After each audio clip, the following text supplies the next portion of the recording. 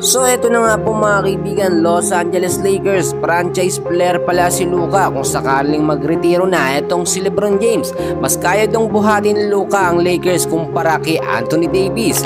And bago natin yan ipagpatuloy kaibigan, huwag po munang kakalimutan na i-like at i-subscribe ang ating YouTube channel. Maraming salamat po. Well mga kaibigan, napakaraming dahilan ngayon ang lumalabas nga po sa social media patungkol nga po sa biglaang trade ni Luka dito nga po sa Los Angeles Lakers. Nandyan yung bigatin at malalaking offer niya mga kaibigan na medyo nabawasan nga po ng almost 100 million US dollar. Sa pagkakataong ito mga kaibigan, may mga nagsasabi din ayon na rin sa management ng Lakers at ng Dallas Mavericks na biglaang trade to na napag-usapan agad-agad namang naikasa.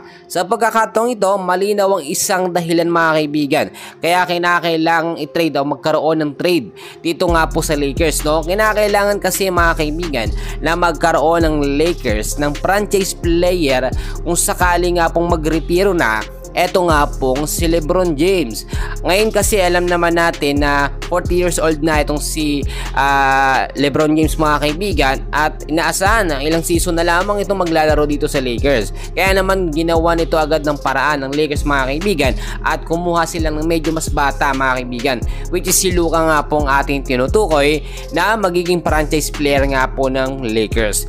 Maraming nagsasabi bakit itong si Anthony Davis ba hindi kayang buhatin ang Lakers mga kaibigan, dahil kung titignan nyo mga kaibigan, si Anthony Davis talaga ang laki na naiambag sa Lakers. Siya nga pong highest leading scorer nga po ng Lakers nito mga previous game nila. Etong si Luka naman, marami nagsasabi na isinuka na nga po ito ng Dallas Mavericks dahil sa hindi magandang performance. Ang tinutukoy natin mga kaibigan, si Luka sa pangatawan niya kasi medyo tumataba na, medyo bumabagal na rin kumilos at nawawala ho ang tira sa labas. Maraming nakapansin, panay inom lang kasi ng beer eto nga pong si Luka mga kaibigan after ng game, no, kapag nananalo sila, which is very bad ito sa performance nga po ng team. Nakita naman natin once na talagang nasanay na itong si Luka dito sa Los Angeles Lakers, ma-adapt niya ang sistema na meron nga po ang ginagawa dito sa Lakers, especially yung mga training na ginagawa nitong si LeBron James. Kung sakali man talaga maging franchise player nga po ng Lakers itong si Luka,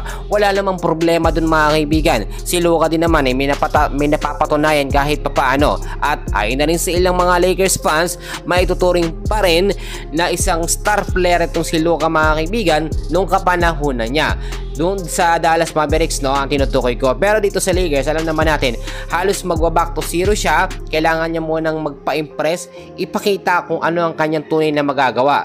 Nakakalungkot man, marami din nagsasabi na malaki ang lugi ng Lakers dito dahil nga po si Anthony Davis nasa prime pa ng kanyang paglalaro at the same time tinuturing din na star player of the year mga kaibigan, no, dito nga po sa Lakers at talagang akala natin untouchable na. Magkagayon man, yung sinasabi natin na biglang trade na ito ay about business din dito nga po sa NBA, no. Alam naman natin na ang owner ng Dallas Mavericks ay hindi magpapalugi sa trade system o trade na nangyari na ito mga kaibigan. Ganon din naman ang Lakers mga kaibigan.